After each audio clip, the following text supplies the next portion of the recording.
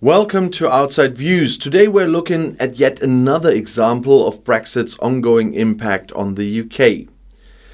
Illegal meat imports are on the rise and border officials are sounding the alarm about weak post-Brexit controls. And this is not just an issue of illegal goods slipping into the country. It's a failure of policy, a failure of enforcement, and a failure of the Brexit promises that claimed Britain would have full control of its borders. And the numbers are staggering. Dover port officials seized 25 tons of illegal meat in January alone, and that is triple the amount from the same period last year. And this is just what is being caught. Officials warn that this is the tip of the iceberg. We are seeing adapted vehicles, coaches without passengers, and hidden compartments packed with illegal meat. And some of this meat could be carrying diseases like African swine fever and foot and mouth disease. And if it is getting past border controls, it is ending up in shops, in markets, and even in restaurants. You could be eating it without even knowing. So, how does this happen? Before Brexit, Britain was part of the EU's food safety and customs regime. This meant seamless cooperation with European authorities. Standards were aligned. Checks were minimal because the entire system was based on mutual trust and high standards across the board. But Brexit changed that. Now Britain has set up its own border system and it is not working as it should. The government introduced the Border Target Operating Model, or BTOM, in April last year. This was supposed to create a system of new checks on EU goods to ensure biosecurity and food safety. But according to officials on the ground, it is failing. Border authorities say that EU meat shipments are often waved through with automatic clearance without sufficient checks. And that means that while some illegal meat is being caught, a lot more is likely getting in unchecked. Dover Port Health Authority is operating at only 20% of its capacity due to underfunding and a lack of resources from DEFRA. And this means that the teams responsible for stopping illegal food imports simply do not have the manpower or facilities to do their job properly. In fact, instead of conducting checks at Dover, the primary point of entry, the government moved most of these inspections 22 miles inland to Savington-Ashford. And that means food is already inside the UK before it's even inspected. If an issue is found, it has already passed through multiple points of contact, making containment far more difficult. And in some cases, authorities are not even given access to the new facility at all. The system is, in the words of those on the ground, deeply flawed. And this is not just a question of administrative errors. It's a fundamental failure of Britain's post-Brexit border control strategy. When the UK left the EU, we were told that they would take back control. Instead, we are seeing that there's more smuggling, weaker enforcement, and a system that is failing to protect public health. Government IT failures last month allowed high-risk German meat imports to continue for a full week after a foot and mouth disease outbreak.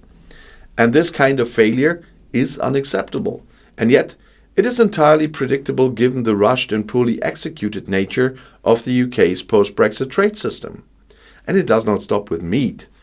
This issue raises bigger questions about the UK's overall ability to regulate food imports post-Brexit. British farmers and food producers have long warned that the government's chaotic approach to trade barriers is harming domestic agriculture.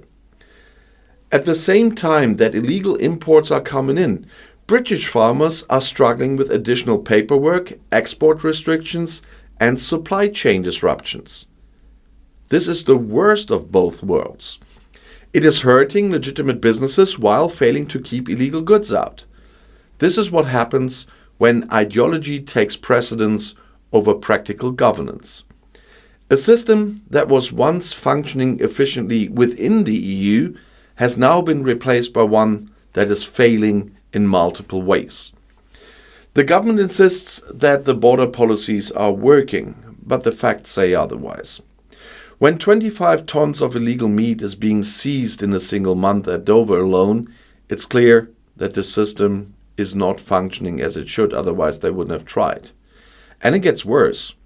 Some reports indicate that certain food supply chains are now being deliberately exploited.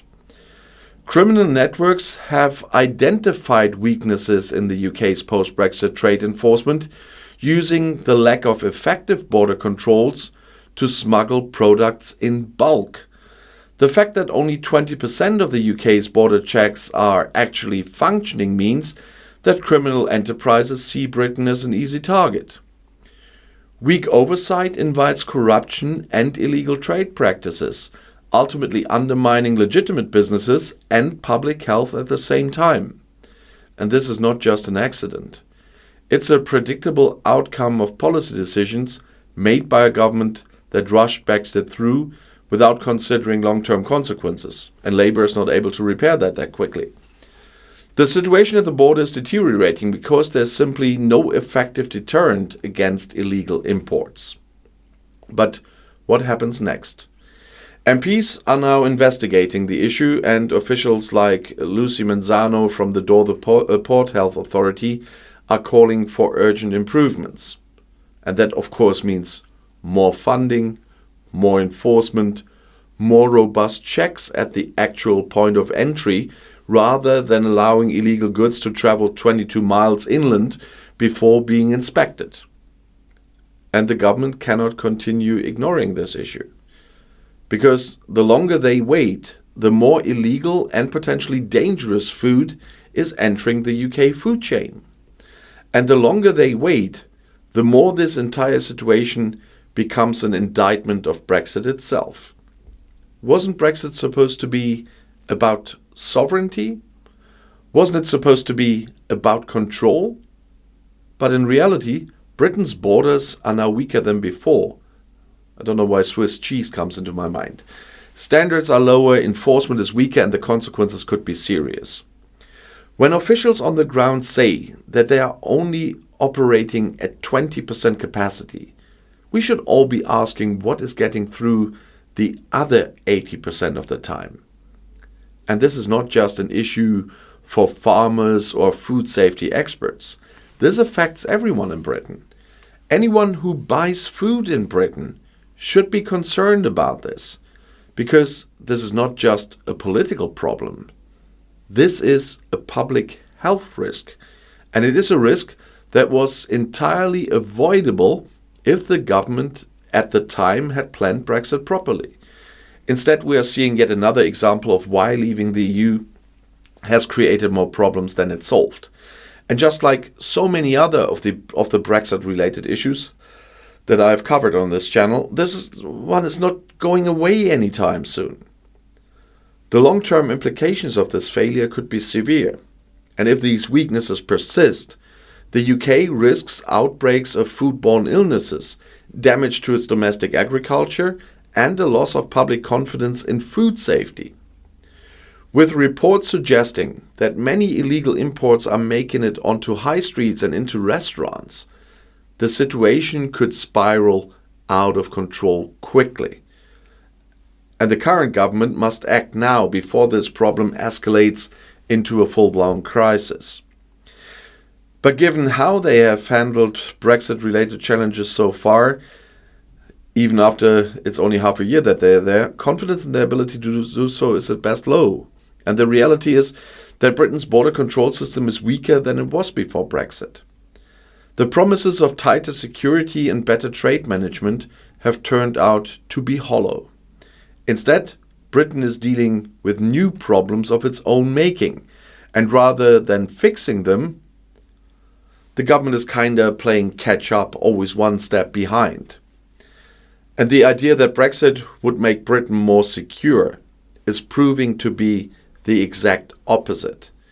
And those who warned about these consequences years ago are now being proven right. This is not the Brexit people were promised. No unicorns. And now, even the food on people's plates is at risk because of it.